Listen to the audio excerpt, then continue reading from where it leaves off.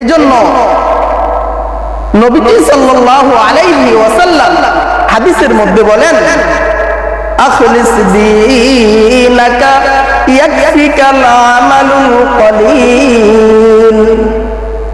তুমি তোমার ঈমানকে খাঁটি করো, তুমি অল্প আমল করো, অল্পই আমল করলা, ওই অল্প আমলই তোমার নাজাতের জন্য যথেষ্ট হয়ে যাবে। সুবহানাল্লাহ। এজন্য হাদিসের মধ্যে এসেছে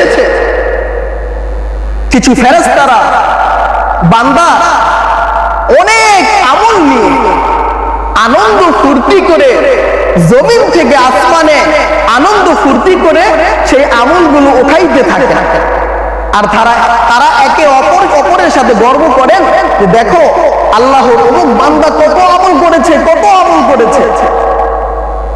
একে অপরের সাথে গর্ব করতেছেন যে অনেক আমল এই অমুক বান্দা করেছে। তো আল্লাহর দরবারে যখন আমলগুলো পেশ করা হয় তখন আল্লাহ রাব্বুল আলামিন ফেরেশতাদেরকে ডাক দিয়ে বলেন, ও আমার ফেরেশতারা, তোমরা এত খুশি কেন? আল্লাহ রাব্বুল আলামিন ফেরেশতাদেরকে ডাক দিয়ে বলেন, ও আমার ফেরেশতারা, তোমরা এত খুশি কেন আমাকে বলো। ফেরেশতারা ডাক দিয়া বলেন, ও মালিক, আপনার অমুক বান্দা জমিনের মধ্যে থেকে কত আমল করেছে, এই আমল দেখে আমরা অনেক আনন্দিত।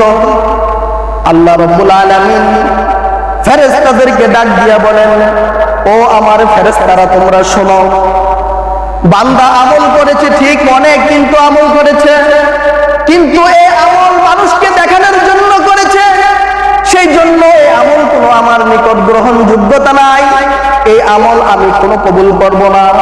বান্দা আমল করেছে ঠিক, কিন্তু এই আমল আমার নিকট কোনো মূল্য না। তোমরা দেখেছো বান্দা অনেক আমল করেছে, কিন্তু এই আমলগুলো করেছে কাকে দেখানোর জন্য? মানুষকে দেখানোর জন্য।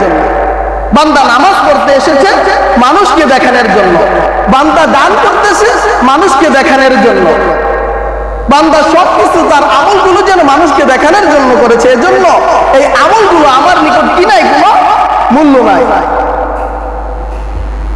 অতঃপর আরেক দল ফেরেশতারা বান্দার অল্প আমল নিয়ে মন খারাপ করে আল্লাহর দরবারে যান।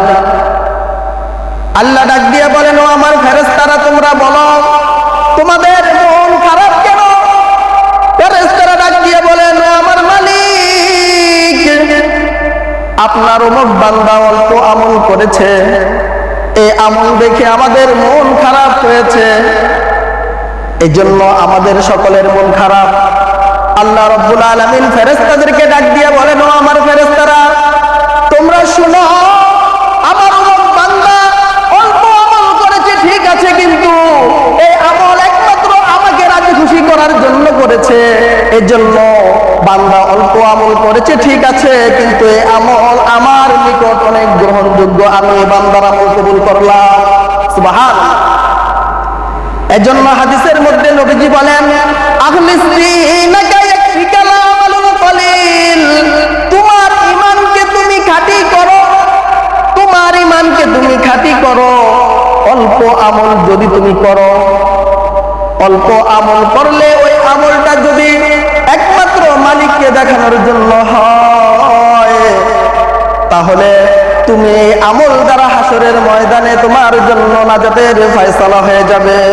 সুবহানাল্লাহ।